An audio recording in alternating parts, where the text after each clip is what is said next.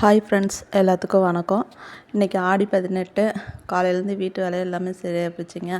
பாருங்கள், வீட்டில் இன்றைக்கி சமையல் கட்டில் இந்த மளிகை ஜாமான் கொட்டி வைப்போம்ல, இந்த ஜாமானத்தெல்லாம் விளக்கு எல்லாம் சுத்தம் பண்ணதுக்கே டைம் பாதி நேரம் ஓடி போச்சு. ஏன்னா இன்றைக்கி எங்கள் ஊரில் வழக்கப்படி பார்த்திங்கன்னா ஆடி 18க்கு சாமி கத்தி கழுவுறதுன்னு சொல்லுவாங்க. அது சாமி அங்கே ஆற்றுல கொண்டுட்டு போய் கழுவி கத்தியெல்லாம் கழுவி இது பண்ணுவாங்க. அன்னைக்கு சாமி ஊர்லேருந்து வெளியில் போயிட்டு திரும்ப ஊருக்குள்ளே வரதுக்குள்ளே நம்ம வீடு வாசல்லாம் சுத்தம் பண்ணிடணும். அது மாதிரி தான் இன்றைக்கி சாமி ஊருக்குள்ளே வரதுக்குள்ளே நம்ம எல்லா வேலையும் செஞ்சிடலான்னு சொல்லிட்டு பாத்திரம் அதெல்லாம் இது பண்ணி எல்லாம் விளக்கி வச்சாச்சு. விளக்கி வச்சுட்டு எடுத்து வச்ச மளிகை ஜாமானத்தை எல்லாத்தையுமே கொட்டி வச்சுட்டேன். ஒவ்வொரு இதுவும் கொட்டி வைக்கிறதுக்குள்ளே இங்கே பாருங்கள் பாதி நேரமே ஆகிப்போச்சு. ஜாமான் கொஞ்சம் கொஞ்சமாக தான் இருக்குது. மேலே மளிகை ஸ்டோர் எல்லாம் பெரிய பாத்திரத்தில் இருக்குது, அரைச்சி வச்சதெல்லாம். அது திரும்ப கொட்டி வைக்கணும்.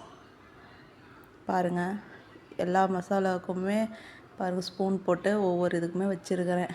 இந்த வரமிளகாவுக்கு தான் ஒரு டப்பா வாங்கணும். சம்படம் ஒன்று மேலே இருக்குது, அது மூடி எங்கே இருக்குதுன்னு தெரியல. தொலைவி பார்த்துட்டு இதிலே போட்டு வச்சிட்டேன், பிளாஸ்டிக் டப்பாலேயே. அதை மாற்றி வைக்கணும். வீட்லேயே நான் எல்லா மசாலாவுமே ரெடி பண்ணிக்குவேங்க முடிஞ்ச அளவு. வெளியில் எதுவும் கடையில் வாங்குறதில்ல.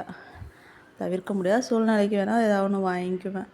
இதேமாதிரி நீங்களும் வீட்டிலே ரெடி பண்ணிக்குவீங்களா இல்லை கடையில் வாங்குங்களான்னு கமெண்ட்டில் சொல்லுங்கள்.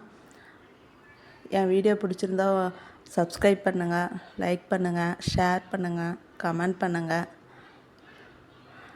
என் வீட்டில் நான் எப்படி மளிகை ஜாமான் பொருளெல்லாம் எப்படி அடுக்கி வச்சுருக்கிறேன்னு சொல்கிறது அதையும் காமிக்கிறேன். அதை பார்த்துட்டு உங்களுடைய சஜஷன் சொல்லுங்கள் எப்படி இருக்குது அப்படின்ட்டு.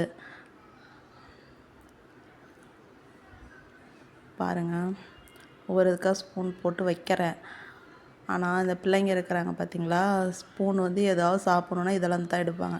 நான் ஸ்பூனு தனியாக சாப்பிட்றதுக்குன்னு தனியாக வச்சுருக்கிறேன். அதெல்லாம் பிள்ளைங்க கண்ணுக்கு தெரியாது, இதை தான் எடுப்பாங்க.